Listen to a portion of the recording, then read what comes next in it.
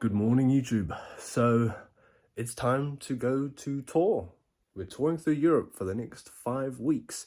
So it's currently 1 a.m. New Zealand time. Now you might be thinking to yourself, "2, what the heck are you doing up at 1 a.m.? Surely you can fly to Europe from New Zealand at a better time." And the answer is yes, and we are.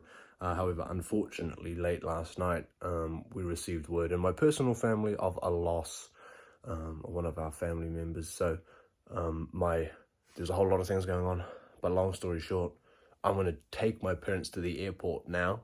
They need to be at the airport at 4:30 a.m. for their flight at 6:30 a.m. Then I'm going to try zip back to my uncle's or something and try get some sleep for a few hours because I don't need to be at the airport till 10:30 a.m. And then we'll be off to Europe. It's definitely one of those things that they warn you or tell you about when you join this industry, is that you have to get used to the idea of missing funerals, weddings, important milestones or events throughout your friends and family's lives. And this is one of the first examples of it since I've been a part of the band. So tough morning, I won't lie, but we're off it, and we're off to Europe, and it's going to be a great tour, and I'm going to show you guys every step of the way. Here we go. This is always the hardest part, saying goodbye to my bed for the next 3 months. Au revoir. So normally I just travel by myself with all the band gear, but because I'm taking my parents, this thing is about as packed to the brim as it possibly can be.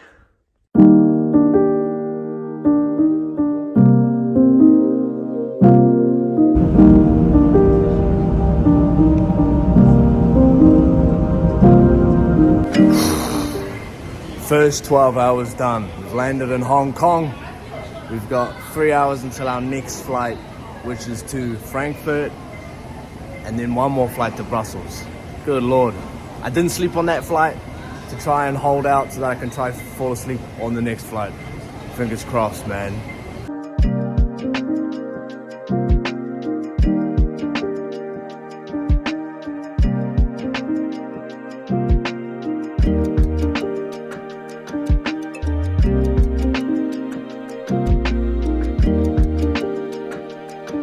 Another 13 hours later, and we're now in Frankfurt, and we've got 2 hours until our last and final flight from Frankfurt to Brussels, Which is an hour.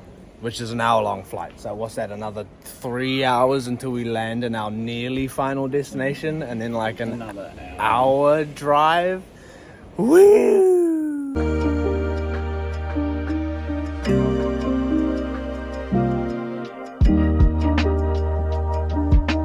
Right, and that does it. We are finally in Brussels, Belgium, and that is all the flying done to get us here to Europe land. That has been nearly, I think it's about 44 hours of traveling for me. Woo-wee! And now we've got like an hour and a half drive to get to our actual final destination before pre-production, which is the main focus of this week. Right here, my good people, we're in Menin, Belgium, and this is one of Europe's best kept secrets. Well, actually, don't ask me how to say it. Friteur snack. Best burgers in all of Europe, man. If you ever find yourself in Menin, Belgium, that's the spot. All right, day 2. I didn't wrap up yesterday's day because we finally got back from the airport. We went and had some lunch. Stopped off and just checked the gear real quick at the warehouse where our gear is kept here in Belgium. And then we drove here to where we're staying for the next 4 days, a town called Dixmude, I think that's how you say it. Don't quote me on that. And I just crashed out. I crashed out so hard, slept, had the best sleep of my life. And now here we are. We got 2 days of rest. So we got Monday and we got Tuesday where we're not really doing anything. And Wednesday, Thursday, we kick off pre-prod. So I'm out and about in Dixmude and trying to get a little bit of exercise and keep moving. All that traveling, all that sitting down on an aeroplane for 40 hours was about doing my head in. So try and get out there and enjoy the day. Let's see what we do. Right, first stop, grocery store to pick up the essentials that are way too much to put in your bags. And you know, when we travel on tour, we've got to travel as light as we possibly can. We already have so much excess baggage, so I never pack the things like conditioner, shampoos, shaving cream, all that heavy liquid stuff. Also, it runs the risk of exploding in your bag. Learned that lesson the hard way.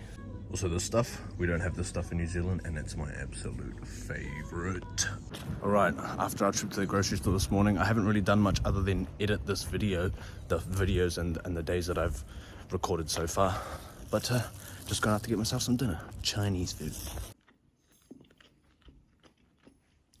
So if anyone doesn't actually know what pre-production is where we get all of our gear, all of our crew, and we set up and make sure everything is running, kind of like a rehearsal, but like a rehearsal with everything, all the gear, not just the music, right? Setting up the stage, setting up the equipment, checking if any equipment that's been sitting in a lockup for the past, I don't know, over 6 months since our last tour, and just make sure it's all working so that when we do hit the stage in a few days, we, you know, aren't concerned and we're going to find an error that we potentially could have avoided. So we've done our first checks, we've done our first setup, and now we are going to run the set, start to finish, our whole headline set, which is about an hour and a half, and have an actual sort of like a dress rehearsal. All right, this is our pre-production room. Oh, hello there. Right, this is our in-ear monitor desk. Our wonderful in-ear monitor tech Charlie, when we're stomping around up there and going, oh my god, I can't hear any click or any vocals. The bro's off the side here going do-do-do-do-do-do, and making sure we have a nice in-ear mix. Guitar corner. Check out the weapons. The weapons. This is the guitar and the bass rig. Here's Lewis's Marshall amps.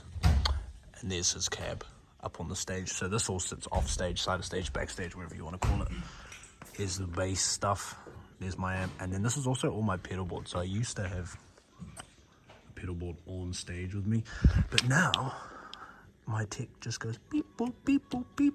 And hits all my pedals for me during the stage. And so I have more time to run around. Here's our set lists for our various shows. Headliner. Grass Pop Festival. Hellfest. Download.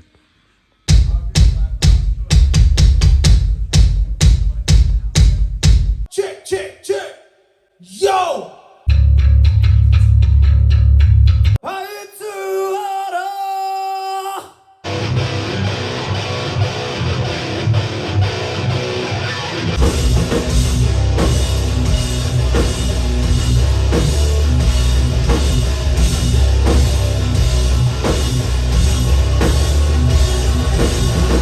Welcome to the bass corner, everybody. Alright, here's our sound desk, mixing desk, and what we're doing today is we're gonna test redundancy. That was the word I just learned. So we're gonna be doing stage stuff, and our in-ear monitor guy, I think they're gonna, like, if this one doesn't work, then they're gonna make sure that you can mix the front of house from over there, that there's a mix like backup, and then vice versa. So if his desk doesn't work during a show for some reason, that our in-ear mix sounds all right from Jürgen's end. So that's on today's bill. All right, and that's a wrap on pre-production. So we got tomorrow off. Friday we'll be heading to the Netherlands for our first show on Saturday. And this is our home for the next 40 days. So 1, 2, 3, 4, 5, 6, 7, 8, 9. 9 seats. This is going to be full of 8 people. So one benefit about this tour is that bottom bunk will be empty, unlike the last time where every single bunk was full. So that is a lot of storage that we can utilize, that keeps this space decluttered. So coat hangers, bit of storage down there, bit of storage up here, a little bit of storage here. Very, very small fridge, predominantly only for absolute perishables and or drinks. And then our beds, our lovely home. And this is where I spend most of my time on tour, right here. I never leave. Movie after movie after movie. And for reference on the size, this is me, shoulder width, a bit of a squeeze. and then there's the roof up top, and I'm average height, so it's a squeeze. Luckily, I never sleep in those bunks. Although there is one benefit. These ones seem like they're gnarly because you got to get through the tiny hole, but they are the biggest bunks width-wise, so they've got more space than every other bunk in the bus. But yeah, so this is what it's like to live on the road for a semi-small band for a European summer tour. Woohoo!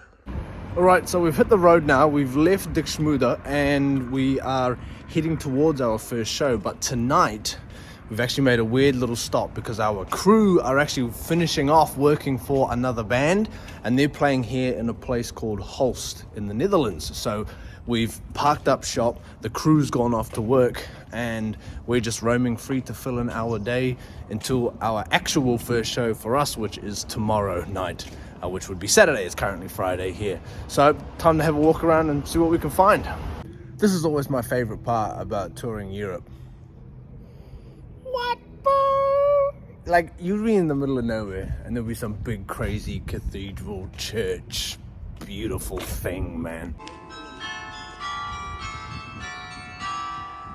All right, good morning everybody from our first location, first day, first show I should say, of tour in Eindhoven, in the Netherlands. Also just chilling next to another sick church, bro. Our venue's like right behind us. We've got a few hours to kill, so I'm gonna walk around and see what Eindhoven has to offer. Let's have a look. So I think there's like an art museum around here, so I'm gonna go try find that.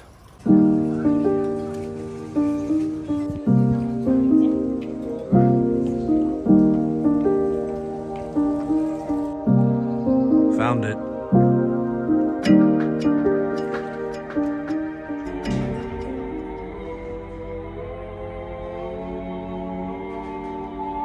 My elevator is singing to me.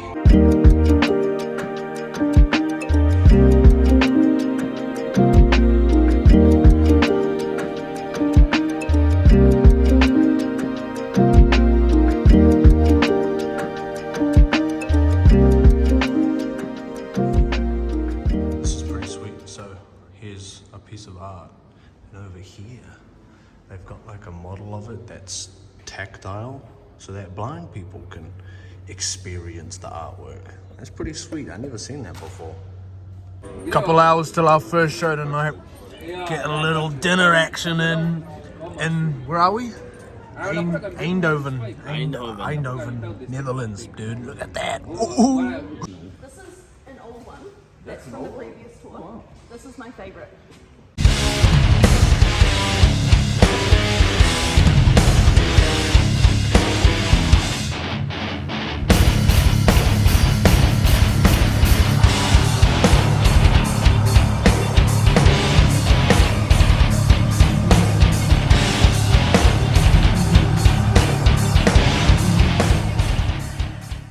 Good morning from Leiden in the Netherlands. Second show. Last night's show was a blast. Great way to start the tour. And today I'm treating myself to the first bit of McDonald's on this tour so far, which a weekend from me, anybody that knows me on the road, that's quite surprising. I ate a lot of McDonald's on the road, but I'm trying to be better, man. Right, another few hours to spare before we hit sound check and that later this afternoon. So as per usual, if I'm in a place that I've never been before, try and check out something. And here there's a lot of museums, so I'm gonna try and see what sort of museums we can find in our close vicinity. Well, look what I found. Ho, kia ora whanau. Oh, where? What's the story here? Let's go have a look. Well, that's not in English. Maybe Google Translate can help. Right, so I guess it was commissioned by the Museum of Ethnography, I think, which must be here somewhere. So maybe that's the museum that I'm looking for. What a funny find, dude. Like, I was literally just walking around. That's classic. You never know. You never know when you might find a slice of home.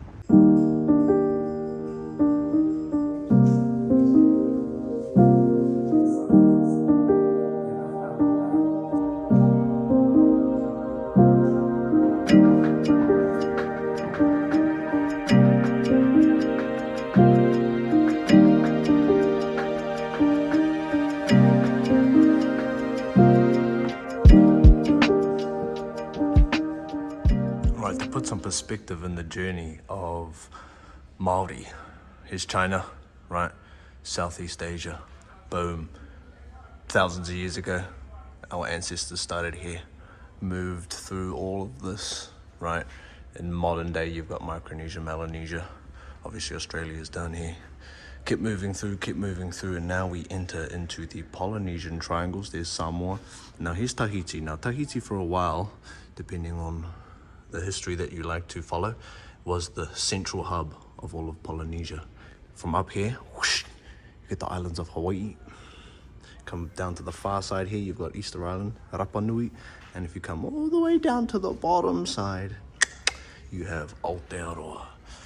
So there it is, the Polynesian triangle. To once again remind you, daily reminder that yes, Māori are Polynesian, if you so wish to use those classifiers. Right, here's a video sort of explaining the history behind the waka that we saw outside on the way in. Pretty sweet. This is probably a better explanation than Google Translate was going to give me. Well, that was pretty cool. I mean, the last place ever that I would expect to see a waka, just minding my own business, walking around the city, and then turns out there's actually a pretty cool story behind it. You know, it's looked after, and the people that were in the clip that I filmed of the bit of the history to it, they go to Waitangi every year to learn how to row the thing, like it actually gets used. Oh look, speak of the devil.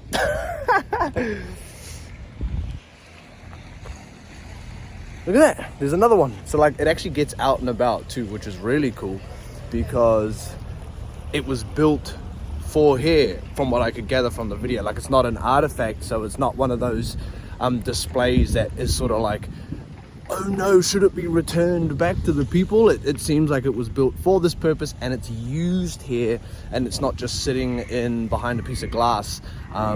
It just allows two peoples to share and enjoy in each other's cultures. Very, very cool. I'm heading back to the venue now to get ready for sound check, and that will nearly wrap up week 1 of tour.